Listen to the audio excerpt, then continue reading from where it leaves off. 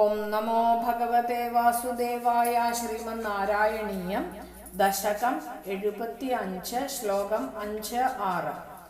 പൂർണ്ണം ബ്രഹ്മൈവ സാക്ഷാൻ നിരവധി പരമാനന്ദ സാന്ദ്രപ്രകാശം ഗോപേഷു ത്വം വ്യലാസീർന ഖലു ബഹുജനൈസ്താവതാ വേദിതോ ഭൂഃ.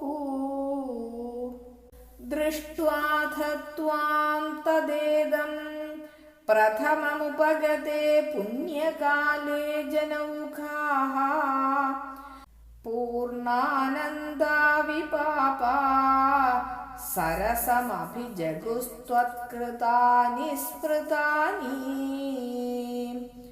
ചാണൂരോ മല്ലവീരസ്തദനു നൃപഗിരാ മുഷ്ടികോ മുഷ്ടിശാലീ ത്വാം രാമം ചാഭിപേദേ ഛടഛടിതി മിഥോ മുഷ്ടിപാദാതിരൂക്ഷം.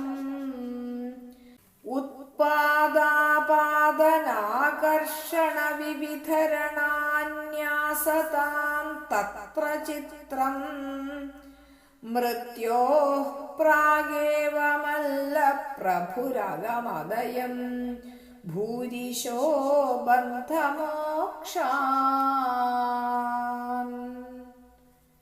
പൂർണ്ണം ബ്രഹ്മ ഏവ സാക്ഷാത് നിരവധി പരമ ആനന്ദ സാന്ദ്ര പ്രകാശം ഗോപേഷു ത്വം വ്യലാസീഹി ന ഖലു ബഹുജനൈഹി താവദ ആവിദേതഃ അഭൂഃ.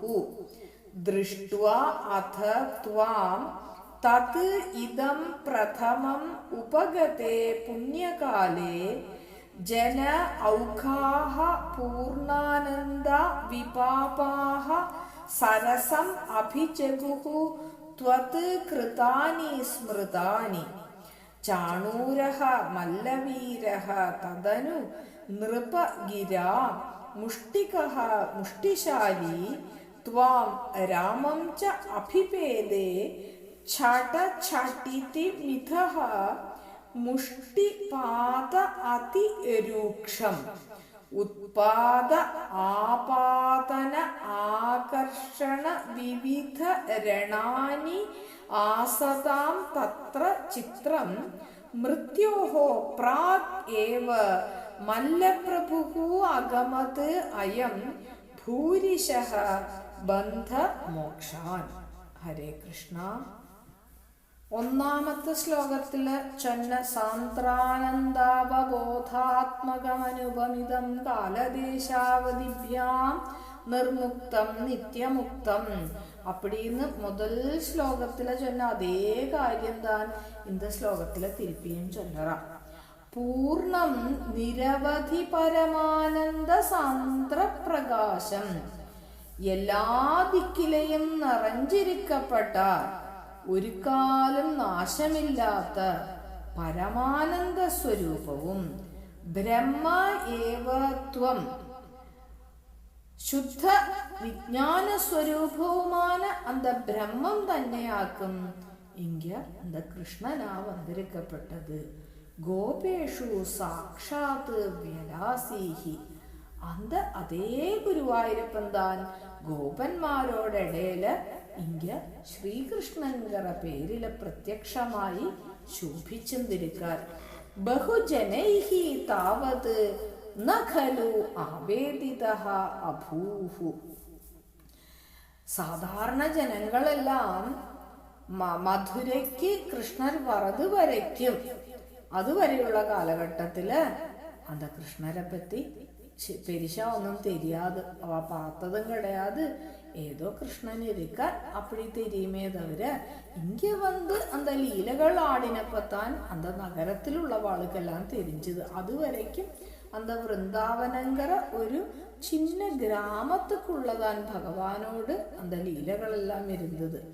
அத ததா புண்ணியகாலே உபகதே இதம் பிரதமம் த்வாம் திருஷ்டுவா ஜனௌகாஹ. അന്നയ്ക്കൊന്നും தெரியாதக்கு இருந்த புரிஞ்சுக்க முடியாதைக்கு இருந்த அந்த கிருஷ்ணரை இப்பதான் புண்ணிய காலம் வந்தது. அந்த சமயத்துல முதலா இந்த ஜனங்கள் எல்லாம் திருஷ்டுவா கிருஷ்ணரை பார்க்கறா. விபாபாக பூர்ணானந்தாக ஸ்மிருதானி த்வத்கிருதானி சரசம் அபிஜகுஹு.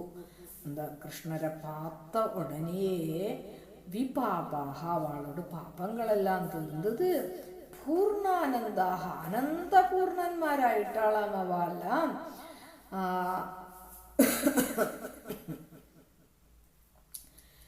அப்படி அந்த பாபங்கள் தீர்ந்து ஆனந்த பூர்ணமான அந்த மதுராபுரியில் இருக்கப்பட்ட வாசிகள் அந்த கிருஷ்ணரோட பால சரித்தங்களை எல்லாம் ரொம்ப அழகா புகழ்த்தி பாடுறாளாம்.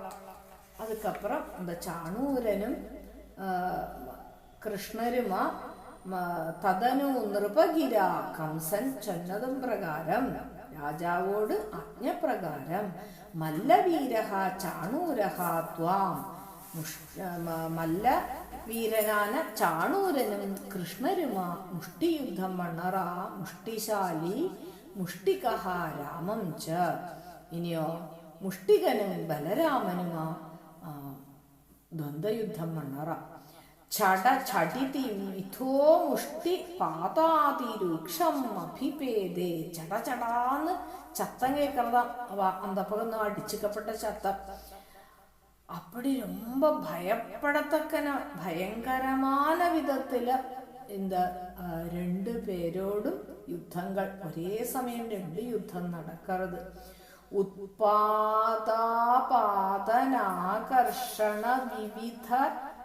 വിവിധ രണാനി ആസതാം.